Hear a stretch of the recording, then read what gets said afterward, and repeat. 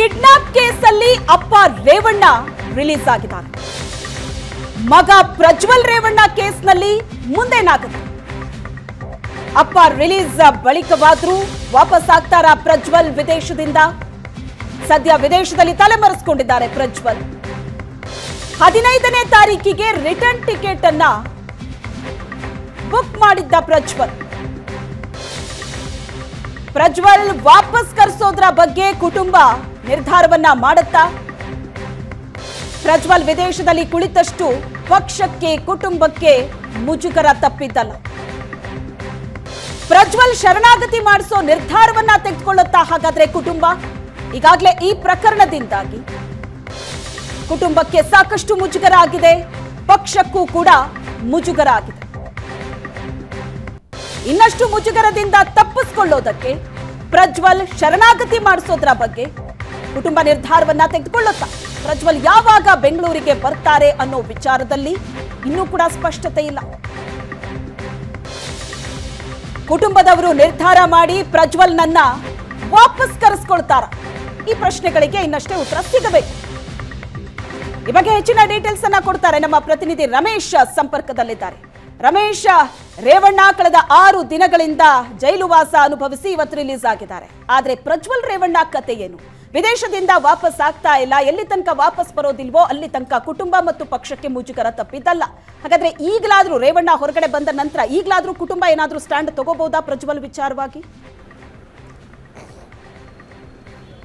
ಶ್ವೇತಾ, ಅಂದ್ರೆ ಈವರೆಗೂ ಕೂಡ ಪ್ರಜ್ವಲ್ ಯಾವಾಗ ಭಾರತಕ್ಕೆ ವಾಪಸ್ ಆಗ್ತಾರೆ ಮತ್ತೆ ಪೊಲೀಸ್ ತನಿಖೆಗೆ ಯಾವಾಗ ಅಂದ್ರೆ ಹಾಜರಾಗ್ತಾರೆ ಅಂತ ನಿಟ್ಟಿನಲ್ಲಿ ಯಾವುದೇ ರೀತಿಯಾದ ಸ್ಪಷ್ಟವಾದಂತಹ ಮಾಹಿತಿಗಳು ಲಭ್ಯ ಆಗ್ತಾ ಇಲ್ಲ ಅನ್ನೋದು. ಅಂದ್ರೆ ಪ್ರಜ್ವಲ್ ರೇವಣ್ಣ ವಿರುದ್ಧದ ಒಂದಷ್ಟು ಅಂದ್ರೆ ವಿಡಿಯೋಗಳು ಹರಿದಾಡ್ಲಿಕ್ಕೆ ಶುರುವಾದ ನಂತರ ದಾಖಲಾದಂಥ ಪ್ರಕರಣಗಳಲ್ಲಿ ರೇವಣ್ಣ ಅವರಿಗೆ ಜೈಲಿಗೆ ಹೋಗಿ ವಾಪಸ್ ಬಂದಾಯ್ತು ಜಾಮೀನು ಸಿಕ್ಕಿ. ಆದರೆ ಪ್ರಜ್ವಲ್ ರೇವಣ್ಣ ಮಾತ್ರ ಈವರೆಗೂ ಕೂಡ ಎಲ್ಲಿದ್ದಾರೆ ಅನ್ನುವಂಥದ್ದಕ್ಕೆ ಸ್ಪಷ್ಟತೆಗಳಿಲ್ಲ. ಯಾವಾಗ ವಿಡಿಯೋಗಳು ವೈರಲ್ ಆಗುತ್ತೆ, ಚುನಾವಣೆ ಆದ ದಿನವೇ ಅವರು ಜರ್ಮನಿಗೆ ಹೋಗ್ತಾರೆ. ಅದಾದ ನಂತರ 15ನೇ ತಾರೀಕು ಅಂದರೆ ನಾಳೆಯ ಡೇಟ್ಗೆ ಆ್ಯಕ್ಚುಲಿ ಅವರ ರಿಟರ್ನ್ ಟಿಕೆಟ್ ಕೂಡ ಬುಕ್ ಆಗಿತ್ತು. ಆದರೆ ಈಗ ಸದ್ಯಕ್ಕೆ ಸಿಗ್ತಾ ಇರೋ ಮಾಹಿತಿ ಪ್ರಕಾರ ನಾಳೆ ಪ್ರಜ್ವಲ್ ರೇವಣ್ಣ ಬೆಂಗಳೂರಿಗೆ ವಾಪಸ್ ಆಗ್ತಾರೆ ಅನ್ನೋ ನಿಟ್ಟಿನಲ್ಲಿ ಯಾವುದೇ ಖಚಿತತೆಗಳಿಲ್ಲ. ಯಾಕೆಂದರೆ ಅವರು ಹೋಗುವಂಥ ಸಂದರ್ಭದಲ್ಲಿ ಪ್ರಜ್ವಲ್ ರೇವಣ್ಣ ಬೆಂಗಳೂರು ಬಿಟ್ಟು ವಿದೇಶಕ್ಕೆ ಹೋಗುವ ಸಂದರ್ಭದಲ್ಲಿ ಅವರ ವಿರುದ್ಧ ಯಾವುದೇ FIR ದಾಖಲಾಗಿರಲಿಲ್ಲ. ಹಾಗಾಗಿ ಮೇ 15ಕ್ಕೆ ವಾಪಸ್ ಬರ್ತಾರೆ ಅನ್ನೋ ನಿಟ್ಟಿನಲ್ಲಿ ಟಿಕೆಟ್ ಬುಕ್ ಆಗಿತ್ತು. ಯಾವಾಗ ಕೇಸ್ ಮೇಲೆ ಕೇಸು ರಿಜಿಸ್ಟರ್ ಆಯ್ತಾ ಹೋಯ್ತು, ಈ ಒಂದು ಕೇಸ್ನ ಉರುಳು ಬಿಗಿ ಆಗ್ತಾ ಇದೆ ಅನ್ನುವಂಥ ನಿಟ್ಟಿನಲ್ಲಿ ಪ್ರಜ್ವಲ್ ರೇವಣ್ಣ ಇಲ್ಲೊಂದು ಕಡೆ ವಿದೇಶದಲ್ಲೇ ತಲೆಮರೆಸಿಕೊಳ್ಳುವಂಥ ಕೆಲಸಗಳಾಗ್ತಾ ಇರುವಂಥದ್ದು. ಈಗಾಗಲೇ SIT ಕೂಡ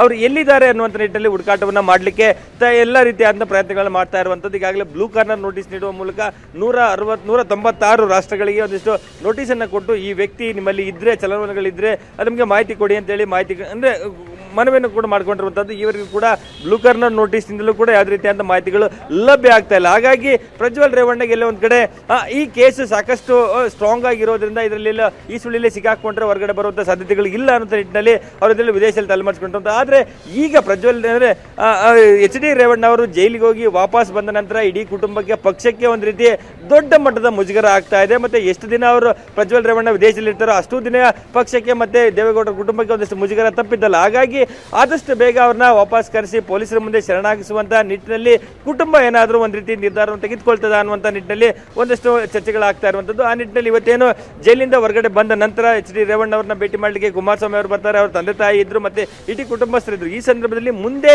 ಈ ಕೇಸ್ಗಳ ವಿಚಾರದಲ್ಲಿ ಹೇಗೆ ನಾವು ಈ ಒಂದು ಕೇಸ್ಗಳನ್ನ ಎದುರಿಸಬೇಕು ಮತ್ತೆ ಯಾವ ರೀತಿಯಾದಂಥ ನಿರ್ಧಾರ ತೆಗೆದುಕೊಳ್ಬೇಕು ನಿಟ್ಟಿನಲ್ಲಿ ಒಂದಿಷ್ಟು ಚರ್ಚೆಗಳಾಗಿರುವಂಥದ್ದು. ಹಾಗಾಗಿ ಏನಾದರೂ ಈ ಕುಟುಂಬ ಆದಷ್ಟು ಬೇಗ ಪ್ರಜ್ವಲ್ ರೇವಣ್ಣನ ಬೆಂಗಳೂರಿಗೆ ಕರೆಸಿ ಶರಣಾಗಿಸುವ ಮೂಲಕ ಈ ಒಂದಷ್ಟು ಚರ್ಚೆಗಳಿಗೆ ಒಂದಷ್ಟು ಪೊಲೀಸ್ ಸ್ಟಾಪ್ ಬಿಡುವಂತ ನಿಟ್ಟಿನಲ್ಲಿ ಒಂದಷ್ಟು ನಿರ್ಧಾರವನ್ನು ಮಾಡಬೇಕಾಗಿರುವಂಥದ್ದು. ಹಾಗಾಗಿ ಸದ್ಯಕ್ಕೆ ಯಾವಾಗ ಪ್ರಜ್ವಲ್ ಬರ್ತಾರೆ ಅಂತ ನಿಟ್ಟಿನಲ್ಲಿ ಯಾವುದೇ ರೀತಿಯಾದಂತಹ ಮಾಹಿತಿಗಳಿಲ್ಲ. ಆದರೆ ಇದಕ್ಕೆ ಕುಟುಂಬವೇ ಒಂದು ನಿರ್ಧಾರ ತೆಗೆದುಕೊಳ್ಳುವ ಮೂಲಕ ಅವ್ರನ್ನ ವಾಪಸ್ ಕರೆಸಿ ಈ ಒಂದು ಕೇಸಿನಲ್ಲಿ ತನಿಖೆಗೆ ಒಳಪಡಿಸುವ ಮೂಲಕ ಒಂದು ಪೊಲೀಸ್ ಸ್ಟಾಪ್ ಬಿಡುವಂತ ಅಗತ್ಯತೆ ಇದೆ. ಒಂದು ಕುಟುಂಬ ಒಂದು ರೀತಿ ಒಂದು ಸ್ಪಷ್ಟ ನಿರ್ಧಾರ ತೆಗೆದುಕೊಳ್ಳುವ ಸಾಧ್ಯತೆಗಳು ಕೂಡ ಇದೆ ಅನ್ನುವಂಥ ಮಾಹಿತಿಗಳು ಕೇಳಿ ಬರ್ತಾ ಇರುವಂತದ್ದು. ಶ್ವೇತಾ, ಥ್ಯಾಂಕ್ ಯು ರಮೇಶ್ ನಿಮ್ಮೆಲ್ಲ ಡೀಟೇಲ್ಸ್ಗೆ.